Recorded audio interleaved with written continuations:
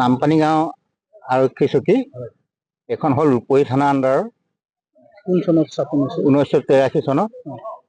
বৰ্তমান সময়ত কেনেকুৱা হৈ আছে থানাখন?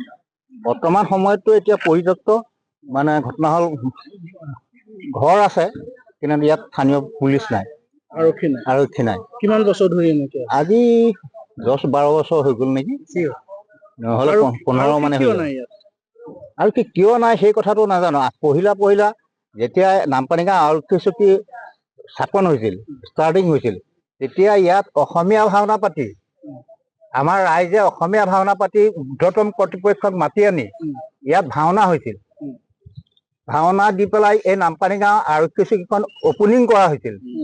কিন্তু আজি সেই নামপানী গাঁও আৰক্ষী চকীটো এনেকুৱা এটা পৰিত্যক্ত অৱস্থালৈ অহাটো আমাৰ কাৰণে খুব দুখিত। আৰু সিফালে এতিয়া বৰ্তমান ইয়াত 4টা ৰাস্তা আছে, দেখিছে আপোনালোকে। এই 4টা ৰাস্তা দি গোটেই ৰাতি গাড়ী চলায়। ক'ৰ গাড়ী চলায় স্থানীয় ৰাইজেও নাজানে। অপৰাধী ঘাটি, ড্ৰাগছ চলায়, ইয়াত মদ চলায়, জুৱা চলায়।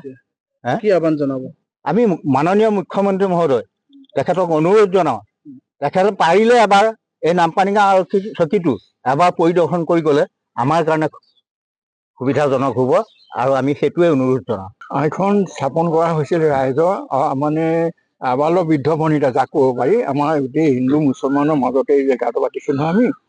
মানে এসময়তো ভাষা আন্দোলন হ'লতো বহুত ধৰণৰ কিবা কিবি পৰিচয় হৈছিলে।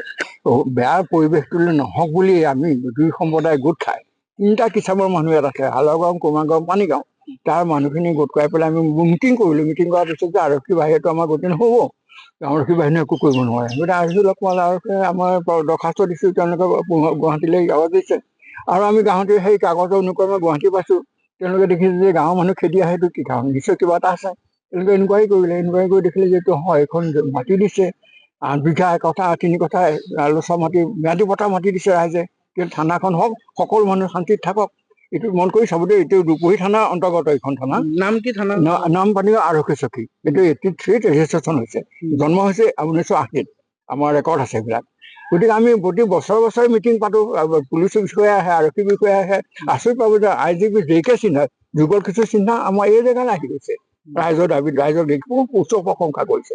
আৰু শংকৰ প্ৰসাদ বৰুৱাই আহিছে, পৰিষদটো বুজিছে তেওঁলোকে যে যাব লাগিব, পৰিৱেশটো শান্ত সময় কৰিবৰ কাৰণে আমি যাব উচিত, তেওঁলোকে আহিছে ইয়ালৈ। গতিকে সেইবিলাক সাধু পুৰুষক আমি সদায় স্মৰণ কৰোঁ। কিন্তু কি কাৰণে আৰক্ষী নাইকিয়া হৈছে? আৰক্ষী সঁচাকৈ যদি সংখ্যা কমি গৈছে, তেনেকুৱা মানুহ নিয়োগ কৰক। আমাৰ এই ওচৰত মাটি 8 বিঘা মাটি আমাৰ বাৰে গৈছে, ঘৰ দুৱাৰ সাজা হৈছে, চৰকাৰী মাটি তোমাৰ মিছইউজ অফ মানে চব সুবিধা আছেনে ভিতৰত? এভৰিথিং আছে। আপুনি বিচৰা বাতৰি পাব কেৱল নিউজ 18 এপত। নিউজ 18 এপ ডাউনলোড কৰিবলৈ স্কেন কৰক এই QR কোড। গুগল প্লে ষ্টৰতো পাব এই নিউজ 18 এপ।